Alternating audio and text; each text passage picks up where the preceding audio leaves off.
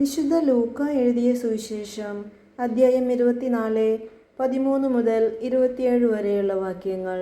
എമ്മാവൂസിലേക്ക് പോയ ശിഷ്യന്മാർ. ആ ദിവസം തന്നെ അവരിൽ 2 പേർ ജെറുസലേമിൽ നിന്ന് ഏകദേശം 60 സ്താദിയോൻ അകലെയുള്ള എമ്മാവൂസ് ഗ്രാമത്തിലേക്ക് പോവുകയായിരുന്നു. ഈ സംഭവങ്ങളെക്കുറിച്ചെല്ലാം അവർ സംസാരിച്ചു കൊണ്ടിരുന്നു. അവർ സംസാരിക്കുകയും വാദിക്കുകയും ചെയ്തുകൊണ്ട് പോകുമ്പോൾ യേശുവും അടുത്തെത്തി അവരോടൊപ്പം യാത്ര ചെയ്തു. എന്നാൽ അവനെ തിരിച്ചറിയാൻ കഴിയാത്ത വിധം അവരുടെ കണ്ണുകൾ മൂടപ്പെട്ടിരുന്നു. അവൻ അവരോട് ചോദിച്ചു, എന്തിനെക്കുറിച്ചാണ് നിങ്ങൾ സംസാരിക്കുന്നത്? അവർ മ്ലാനവദരായി നിന്നു. അവരിൽ ക്ലയോപ്പാസ് എന്നു പേരായവൻ അവനോട് ചോദിച്ചു, ഈ ദിവസങ്ങളിൽ ജെറുസലേമിൽ നടന്ന സംഭവമൊന്നും അറിയാത്ത അപരിചിതനാണോ നീ?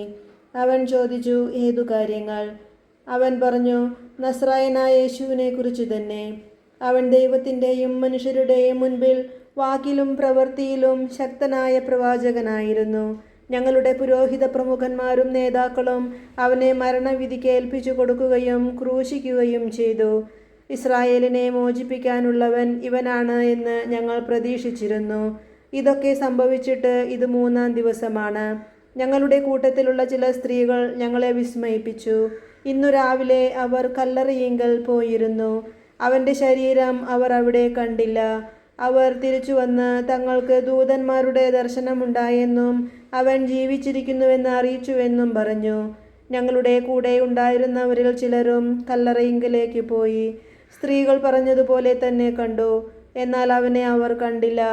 അപ്പോഴവൻ അവരോട് പറഞ്ഞു, ഭോഷന്മാരെ, പ്രവാചകന്മാർ പറഞ്ഞിട്ടുള്ളത് വിശ്വസിക്കാൻ കഴിയാത്ത വിധം ഹൃദയം മന്ദീഭവിച്ചവരെ, ക്രിസ്തു ഇതെല്ലാം സഹിച്ച് മഹത്വത്തിലേക്ക് പ്രവേശിക്കേണ്ടിയിരുന്നില്ലേ? മോശ തുടങ്ങിയ എല്ലാ പ്രവാചകന്മാരും വിശുദ്ധ ലിഖിതങ്ങളിൽ തന്നെ പറ്റി എഴുതിയിരുന്നവയെല്ലാം അവൻ അവർക്ക് വ്യാഖ്യാനിച്ചു കൊടുത്തു. നമ്മുടെ കർത്താവായ മിശിഹായ്ക്ക് സ്തുതി.